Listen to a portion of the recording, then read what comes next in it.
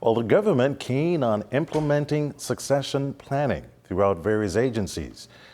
Because Lopinda tells us that that includes some degree of restructuring as it is now taking place within the police force.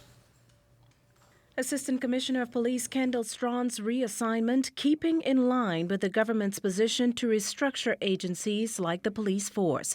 This, of course, following the findings of a police audit, as National Security Minister the Honorable Marvin Dames explained.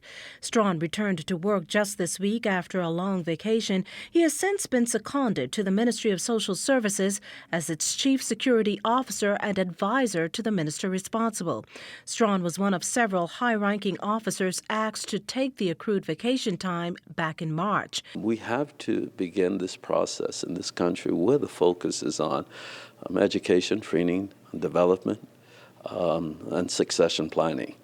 And so we would have had any number of conversations with persons throughout these agencies, even persons who are currently serving now within the force in senior positions and who would have a tremendous amount of years in these organizations.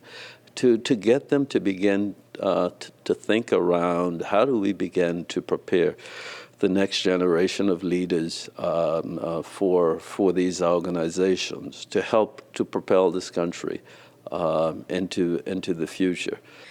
And the restructuring, says the minister, will continue to ensure younger officers are ready for leadership. Now, as for what will become of the other senior officers still on vacation? We're still in the midst of finalizing everything. But one thing is for certain. I mean, even officers who are currently serving and who are at that point in their careers, we have been speaking to them, and we will be looking at them too. I mean, when you look at it, for example, and the Commissioner of Police and I continue to have these conversations, as well as the Commodore and the Commissioner of Prisons. These are officers too who are at the very end of their careers. And so it's not out of the question that very early in the new year, that they may be moving on and looking in other directions. For the ZNS News Network, I'm Makush Lopinda.